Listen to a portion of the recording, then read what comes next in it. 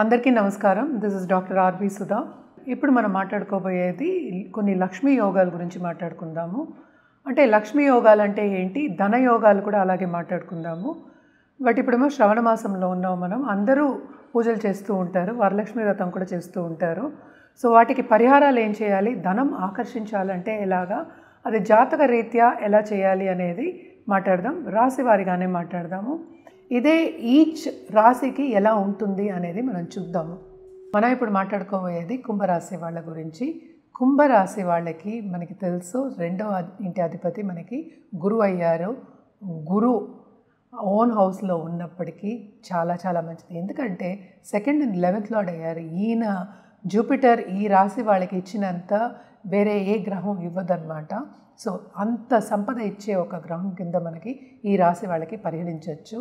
అలాగే శని రెండో ఇంట్లో ఉంటే, ఈ రాశి వాళ్ళకి శని రెండో ఇంట్లో ఉన్నప్పటికీ కొంతవరకు డబ్బు వచ్చే సూచనలు, అంటే సంపదతో ఉన్న కుటుంబంలో పుట్టే సూచనలు మనకి కనిపిస్తున్నాయి అన్నమాట.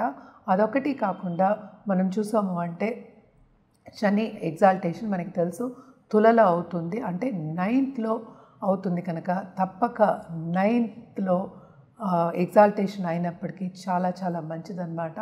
అలాగే 9th లార్డ్ కలయిక, అంటే జూపిటర్ వీనస్ కలయిక ఉన్నా కూడాను లక్ష్మీ యోగాలు ఉన్నాయని పరిగణించవచ్చు. నేను ఇందాక నుంచి చెప్తున్నది ఏంటంటే, వీళ్ళకి తప్పక ఏంటంటే మనం జాతక రీత్యా చూసుకుంటే ఏ లక్ష్మీ యోగాలు ఉన్నాయి అనేది మనం పరిగణించవచ్చు. ఇందాక నుంచి మనం చెప్పుకుంటున్నాం లక్ష్మీ యోగాలు సంపద ఒకటి కాకుండా మన లైఫ్కి సార్థకం అవుతుంది. అంటే ఏంటి, అన్నీ ఉండాలి, స్పిరిచువాలిటీ ఉండాలి, అలాగే కుటుంబం ఉండాలి, అలాగే ఏంటంటే మనకి స్టేటస్ ఉండాలి, నలుగురిని శాసించే ఒక సిచ్యువేషన్ కూడా ఉండాలి అన్నప్పుడు తప్పక లక్ష్మీ యోగాలు అనేవి మనం పరిహరించుకుంటాం అన్నమాట. మనం పరిహారాల విషయానికి వస్తే కనుక తప్పక వీళ్ళు విద్యాలక్ష్మికి పూజ చేయడం అనేది చాలా మంచిదన్నమాట. నాట్ ఓన్లీ విద్యాలక్ష్మి, అలాగే ఏంటంటే అన్నిటినీ మనం లక్ష్మి కిందే చూసుకుంటూ ఉంటాం. అష్టలక్ష్మికి మనం పూజ చేసుకోవడం అనేది వెరీ వెరీ ఇంపార్టెంట్.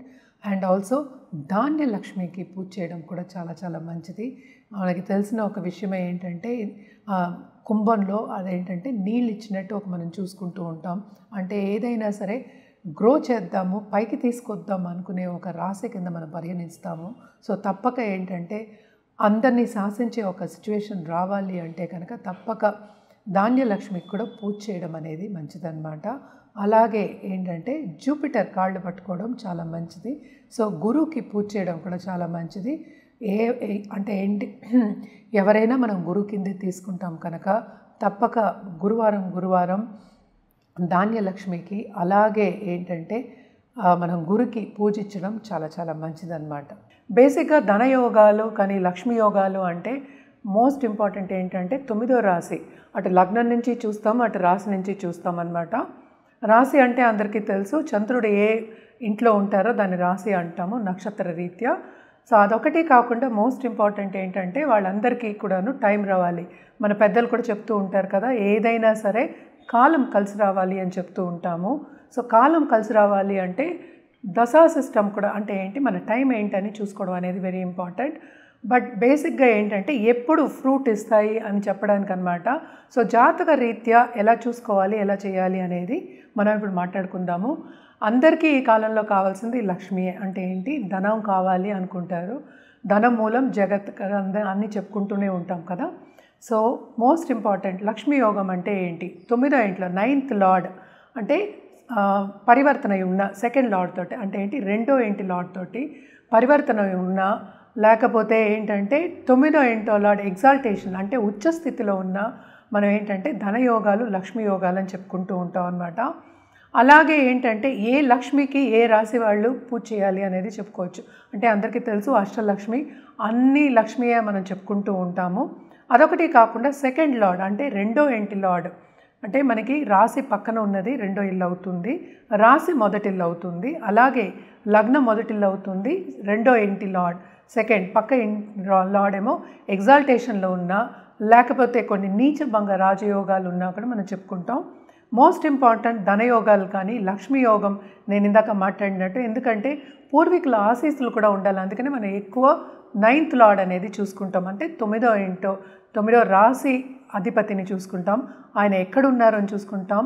అలాగే ఎగ్జాల్టేషన్ పొజిషన్లో అయినా సరే, లేకపోతే కొంచెం నీచ స్థితిలో ఉన్నా సరే కొన్ని కండిషన్స్లో నీచభంగ రాజయోగాలు కూడా ఏర్పడుతూ ఉంటాయి అన్నమాట. సో ఇవన్నీ కాకుండా మనం మోస్ట్ ఇంపార్టెంట్ చూసుకునేది ఏంటంటే జూపిటర్, అంటే గురు స్థితి ఎలా ఉంది జాతకంలో అని కూడా చూసుకుంటాం.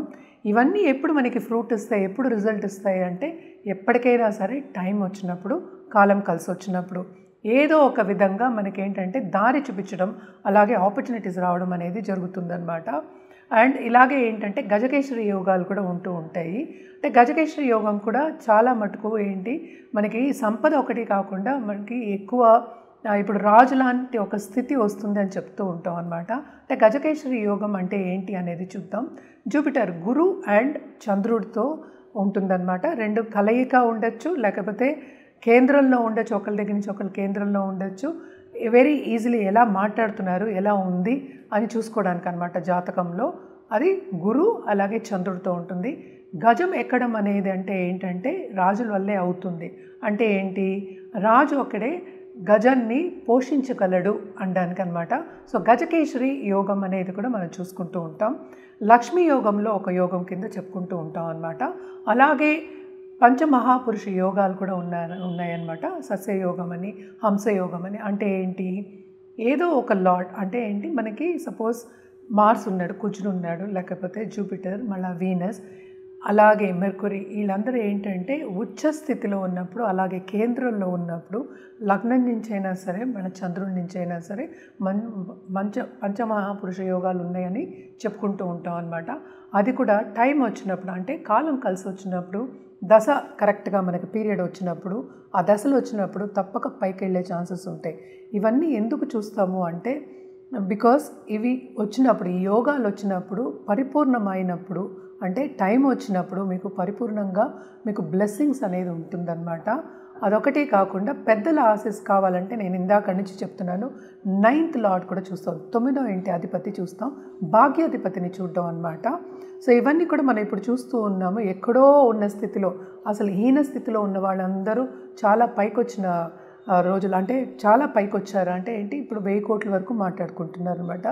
అలాగే ఏంటంటే సినిమా యాక్టర్స్ కూడా మనం చూస్తూ ఉంటాం. ఇవి కొన్ని యోగాలు ఉంటూ ఉంటాయి, ఇలాంటి మంచి మంచి యోగాలు ఉంటూ ఉంటాయి.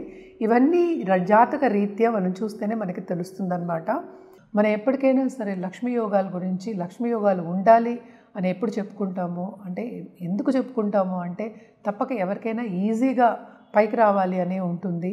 సో ఇవన్నీ ఉన్నప్పుడు, ఎస్పెషలీ లక్ష్మీ యోగాలు కానీ, ధన యోగాలు కానీ, లేకపోతే మహాపురుష యోగాలు కానీ ఉన్నప్పుడు తప్పక వీళ్ళు ఏంటంటే టైం, ఎస్పెషలీ దశా విశేషాలు చూసుకున్నప్పుడు, ఎప్పుడు ఏం చేయాలి అని పరిహారాలు చేసినప్పుడు తప్పక ఈజీగా పైకి వచ్చే ఛాన్సెస్, ఈజీగా సక్సెస్ సాధించే ఛాన్సెస్ ఉంటాయన్నమాట.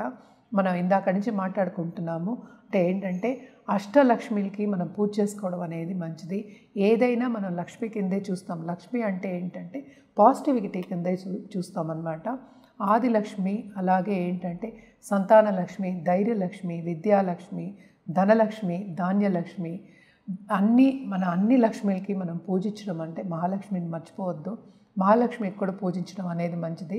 మనం శ్రావణ మాసంలో ఉన్నాం, తప్పక మనం వ్రతాలు పూజలు చేసుకోవడం మంచిది.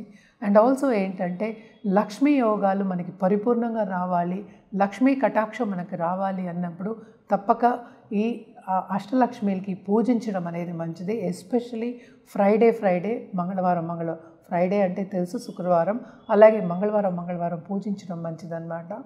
కంటిన్యూస్గా పూజించుకోవడం మంచిదే కదా, మనం పాజిటివిటీయే చెప్పుకుంటాం.